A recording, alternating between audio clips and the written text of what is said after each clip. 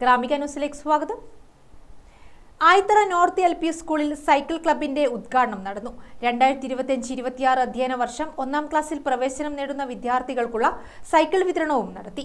Koothuparamba assistant commissioner of police M. Krishnan ഉദ്ഘാടനം ചെയ്തു. വിദ്യാഭ്യാസ നിലവാരം വർദ്ധിക്കുന്നതോടൊപ്പം തന്നെ വലുതായിട്ടാകുമ്പോൾ മക്കളൊക്കെ മത്സര പരീക്ഷകളിലൊക്കെ വിജയിച്ച് നല്ല ജോലിയിലേക്ക് സമൂഹത്തിൽ അറിയപ്പെടുന്ന വിധത്തിലേക്ക് മാറുമ്പോൾ നമ്മൾ പിറകോട്ടാകാൻ പാടില്ല. അതുകൊണ്ട് തന്നെ സ്കൂളിൻ്റെ മാനേജറെ എനിക്ക് നേരത്തെ പരിചയമുള്ളതാണ്. വളരെ ചെറുപ്പത്തിൽ തന്നെ വിദ്യാഭ്യാസ മേഖലയിൽ പ്രവേശിച്ചുകൊണ്ട് പഠിച്ച സ്കൂൾ തന്നെ വിലക്ക് വാങ്ങി സ്കൂളിനെ ഒരു കോളേജിൻ്റെ നിലവാരത്തിലേക്ക് എത്തിച്ചിരിക്കുകയാണ് കൊതേരിയിൽ. മട്ടന്നൂർ CA സമയത്ത് കൊതേരിയിലെ സ്കൂളിൽ പലതവണ പോയിട്ട് വന്നിട്ടുണ്ട്. സ്കൂളിലേക്ക് പ്രവേശിക്കുമ്പോൾ പോലെ ആദ്യ രീതിയിലുള്ള സൗകര്യങ്ങളും അവിടെ എത്തിയിരിക്കുകയാണ്.